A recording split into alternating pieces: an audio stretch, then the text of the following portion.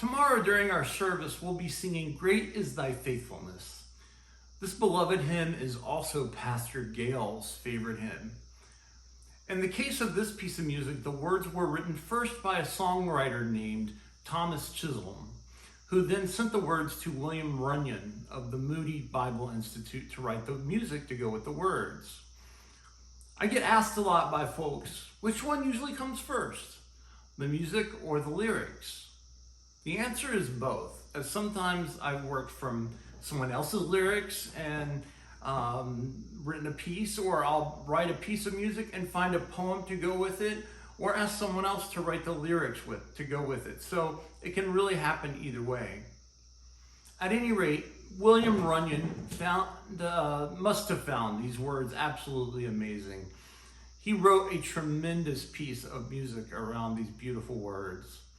That is such a rare feat that it's like, the A-Team moment when Hannibal says, "I love it when a plan comes together." At some point, every episode, he has to say that. The song got very popular when Billy Graham started using it at his crusade revivals. I mean, what chorus can give you more hope than this? Great is thy faithfulness, great is thy faithfulness. Morning by morning, new mercies I see. All I have needed, thy hand hath provided. Great is thy faithfulness, Lord, unto me.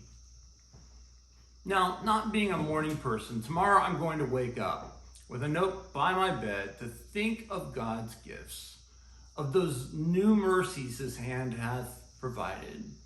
I'm hoping it will put me in a better mood than usual at the top of the morning. So you too might want to make a note that tomorrow morning you'll wake up and see those new mercies that God provides.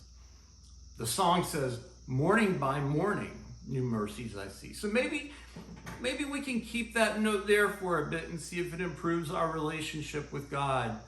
And when we do that, we improve our relationships with each other.